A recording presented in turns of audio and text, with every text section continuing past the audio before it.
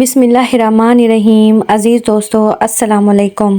حضرت عیسیٰ علیہ السلام نے جب یہودیوں کے سامنے اپنی نبوت کا اعلان فرمایا تو چونکہ یہودی تورات میں پڑھ چکے تھے کہ حضرت عیسیٰ علیہ السلام ان کے دین کو منسوخ کریں گے، اس لیے یہودی آپ کے دشمن ہو گئے اور آپ کو قتل کرنے کا منصوبہ بنانے لگے، اور ایک شخص جس کا نام ترتیانوس تھا، آپ کے مکان میں آپ کو قتل کر دینے کے لیے بھیجا گیا۔ اتنے میں اللہ پاک نے حضرت عیسیٰ علیہ السلام کو اپنی طرف اٹھا لیا اور ترتیانوس کو حضرت عیسیٰ علیہ السلام کی شکل کا بنا دیا، اور پھر اس کا انجام یہ ہوا کہ یہودیوں نے ترتیانوس کو حضرت عیسیٰ علیہ السلام سمجھ کر قتل کر دیا۔